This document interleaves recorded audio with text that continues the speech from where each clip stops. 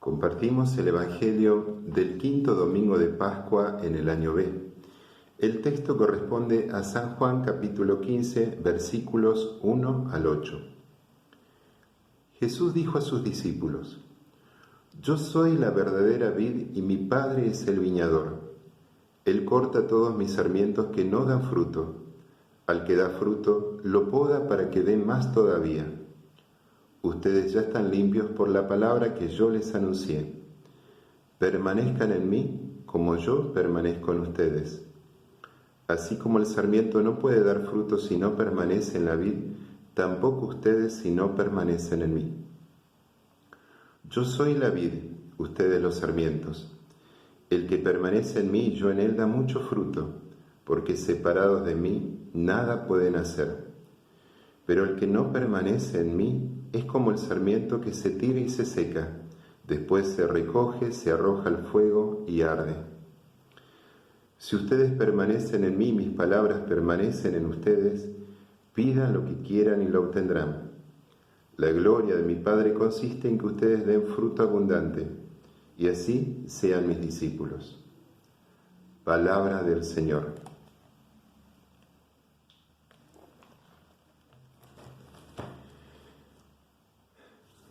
En el Evangelio de Juan, Jesús no recurre tanto a parábolas como lo hace en los otros evangelios, sino más bien a comparaciones para darnos a conocer su identidad y cuál es su vínculo con el Padre y con sus discípulos.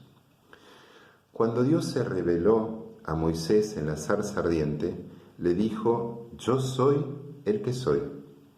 Jesús ahora utiliza la misma fórmula: Yo soy, más una imagen significativa.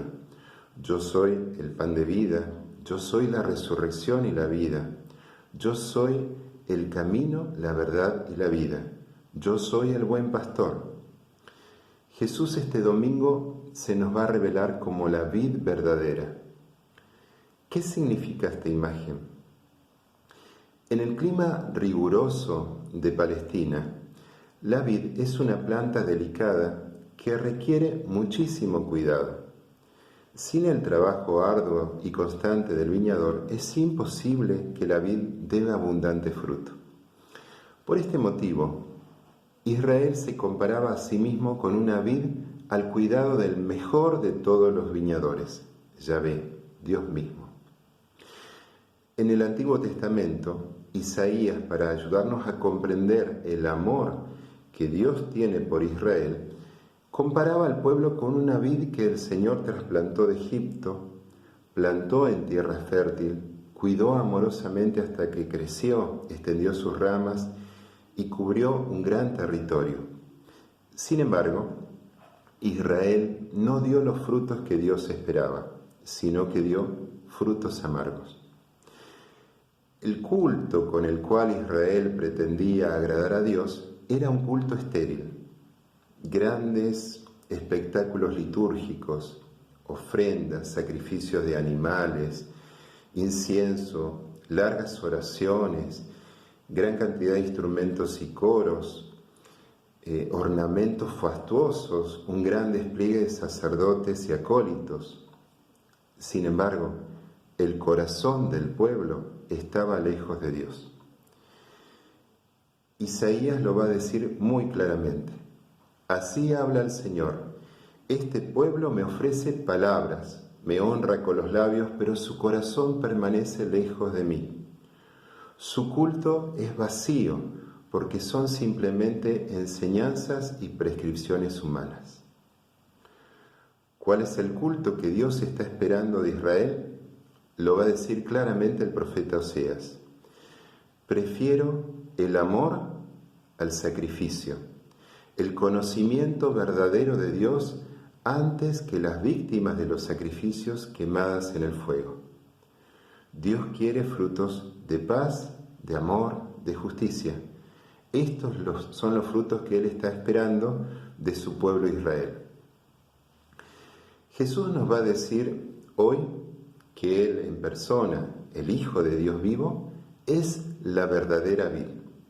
Esto significa que Él y todo aquel que permanece unido en Él dará los frutos que verdaderamente el Padre está esperando. Tenemos que analizar cuidadosamente esta imagen, porque fíjense que la vid no da frutos sino a través de los sarmientos. Y esto significa que somos nosotros quienes tenemos que dar los frutos que el Padre espera. Estamos llamados a dar frutos que no mueren, a dar frutos de paz, de amor y justicia, capaces de transformar la humanidad. La condición para que esto suceda es bien clara: permanecer unidos a Cristo, con todo lo que esto implica. Se trata de un vínculo profundo de amistad y de amor recíproco donde uno está dispuesto a dar la vida por el otro. Es el vínculo propio de los enamorados. Fíjense que los enamorados permanecen uno en el otro aunque estén lejos, porque siempre el pensamiento de uno está en el otro. Todo le habla del ser amado. Es lo que San Pablo dice cuando nos dice: no soy yo el que vive, sino que es Cristo el que vive en mí. Y en la segunda carta a los Corintios va a decir: el que en esta vida permanece inserto en Cristo es una nueva criatura. Lo antiguo, lo viejo, ha pasado y ha surgido un nuevo ser.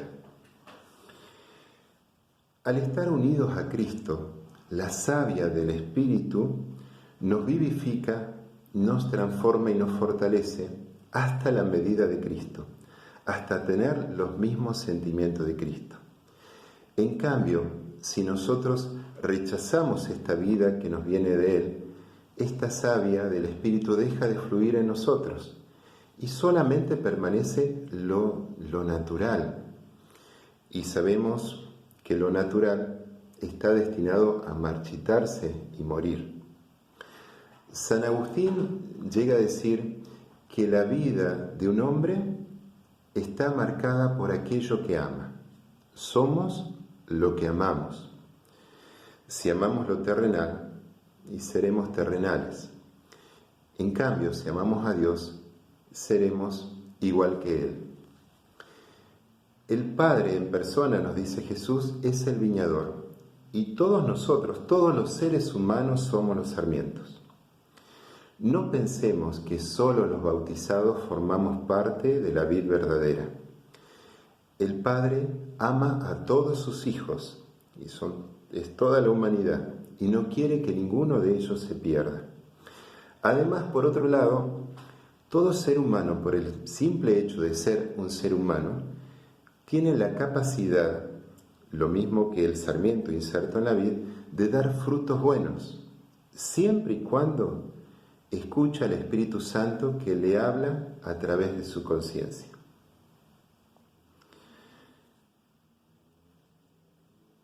Ahora bien, no basta pertenecer formalmente a la vid. Esto para aquellos que piensan que basta con pertenecer a una determinada sangre, como eran los judíos, o basta con estar bautizados y cumplir algunos rituales. El Padre, sabiendo esto, espera de nosotros que demos fruto.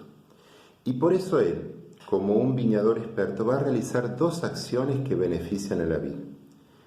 Va a cortar los sarmientos que no dan fruto y va a podar aquellos que dan fruto para que den más fruto todavía. Frente a esta imagen, algunos piensan que el Señor se va a deshacer de los malos, que va a cortar a los sarmientos que no dan fruto de la vid de la iglesia y que va a podar a aquellos que dan frutos para que den más todavía. Frente a esto tenemos que volver a recordar que el buen pastor no quiere que ninguno de sus hijos se pierda. Esto es lo primero. Y por lo tanto, la vid trasciende totalmente a la iglesia. La vid es toda la humanidad. Tenemos que tener cuidado con esta imagen porque cuando empezamos a pensar en una iglesia en donde solamente estén presentes los perfectos, los santos, nos estamos alejando muy peligrosamente de la iglesia de Jesucristo, que Él no vino por los sanos, sino vino por los enfermos, que Él no vino a llamar a los justos, sino a los pecadores. Las dos imágenes significan lo mismo, pero en un distinto grado. Si queremos dar fruto abundante, es necesario cortar decididamente con todo aquello que se opone al amor y a la justicia, y podar lo que da fruto para que dé más fruto todavía. ¿Qué significa esto? Esto significa que hay cosas en nosotros que nos dividen totalmente y al dividirnos nos destruyen. Esto es lo que nosotros tenemos que cortar decididamente. Por ejemplo, en nuestro corazón no puede convivir el amor a Dios con el odio a los hermanos. Por otro lado, hay cosas que aun siendo lícitas nos roban energía, nos roban fuerza para cumplir la voluntad de Dios en el momento presente, para cumplir la voluntad de Dios en nuestra vida. Por ejemplo, aquel que no sigue su vocación por el miedo a decepcionar a otros, o aquel que no es capaz de defender sus propias convicciones por el miedo a ser rechazado. También tenemos que acordarnos de otras cosas como por ejemplo la pereza, la lujuria, la envidia, los pecados capitales en general, que son como parásitos espirituales que nos quitan la fuerza para amar. Por este motivo, el Padre nos va a podar para que podamos tener la fuerza de dar aquellos frutos que la humanidad está necesitando y espera de nosotros. ¿De qué manera el Padre realiza esta poda? A través de su palabra. El Evangelio, la palabra de Dios, tiene la fuerza para ayudarnos a ver cuáles son aquellas cosas que tenemos que cortar y cuáles son aquellas cosas en nuestra vida que tenemos que podar. La palabra de Dios tiene la posibilidad de cuestionarnos profundamente y de ayudarnos a convertirnos en nuevas criaturas siempre y cuando dejemos que el Espíritu Santo actúe en nosotros, actúe en nuestro propio corazón. Recordemos, en la última cena, Jesús le va a decir a los apóstoles: ustedes ya están limpios por la palabra que yo les di, aunque no todos. Se estaba refiriendo concretamente a Judas, que se cerró a la acción del Espíritu Santo, impidiendo que Dios transforme su manera de ver las cosas, su mentalidad, y terminó traicionando a Jesucristo. Sin embargo, Jesús esperó hasta el último momento a que la palabra toque el corazón de Judas. Amigo, con un beso entregas a tu maestro.